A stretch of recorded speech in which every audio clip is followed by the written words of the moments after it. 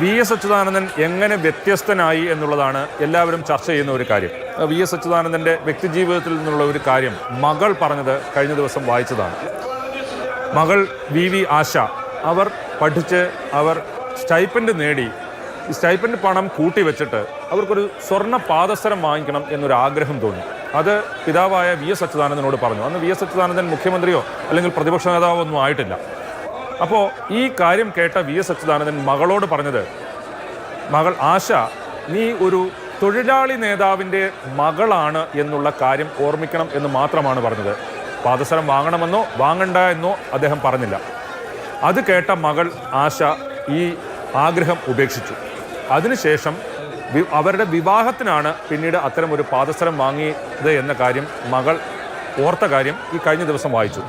ഇതാണ് യഥാർത്ഥത്തിൽ V S Achuthanandan. ഇങ്ങനെ ഒരു കാര്യം സ്വയം ജീവിതത്തിൽ പ്രാവർത്തികമാക്കാനും അത് മക്കളിലേക്കോ മറ്റുള്ളവരിലേക്കോ പകർന്നു നൽകാനോ എത്ര പേർക്ക് ഇന്നത്തെ കാലത്ത് കഴിയും എന്നുള്ളതാണ് പ്രശ്നം.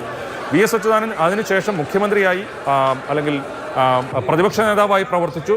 അത്തരം പദവികളിൽ എത്തുമ്പോൾ ആണെങ്കിൽ പോലും പദവികളുടെയോ അധികാരത്തിൻ്റെയോ ഒന്നും വഴിയിലൂടെ ഏതെങ്കിലും വ്യതിയാനമുണ്ടാകുക, ആഡംബരത്തിൻ്റെ പുറകെ പോവുക, അല്ലെങ്കിൽ അദ്ദേഹം വിശ്വസിച്ച രീതികളിൽ നിന്ന് മൂല്യങ്ങളിൽ നിന്ന് വഴിവിട്ടു പോവുക എന്നുള്ളത് അദ്ദേഹം ചെയ്തില്ല എന്ന് മാത്രമല്ല, അദ്ദേഹം വിശ്വസിച്ച പ്രസ്ഥാനം, അദ്ദേഹം ഭാഗമായ പ്രസ്ഥാനം, അത് ഏതെങ്കിലും തരത്തിൽ അതിൻ്റെ മൂല്യങ്ങളിൽ നിന്നോ അത് വിട്ടുപോകാൻ പാടില്ലാത്ത കാര്യങ്ങളിൽ നിന്നോ വിട്ടുപോകുകയോ വ്യതിചലിക്കുകയോ ചെയ്യുമ്പോൾ അത് ചൂണ്ടിക്കാണിക്കും. അത് അങ്ങനെ സംഭവിക്കാൻ പാടില്ല എന്ന് പറയും. അതിനും അപ്പുറം അത് കടന്നു പോവുകയാണെങ്കിൽ അകത്തും പുറത്തും പ്രതിഷേധവും അത് തിരുത്താനുള്ള നടപടികളുമായി മുന്നോട്ട് പോവുകയും ചെയ്ത വി എസ് അച്യുതാനന്ദൻ അങ്ങനെയാണ് ഈ കാലത്ത് വ്യത്യസ്തനാകുന്നത്. അങ്ങനെയാണ് ചരിത്രത്തിൽ അടയാളപ്പെടുത്തിക്കൊണ്ട് അദ്ദേഹം കാലയവനികയ്ക്കുള്ളിലേക്ക് മറഞ്ഞു പോകുന്നത്. ശരിയാണ്. അങ്ങനെയുള്ള അനുഭവങ്ങൾ, ഓർമ്മകൾ, അത് ഈ നിമിഷം വി എസ് എത്രത്തോളം സാധാരണക്കാരെ തൊട്ടറിഞ്ഞ് ജീവിച്ച ആളാണ്.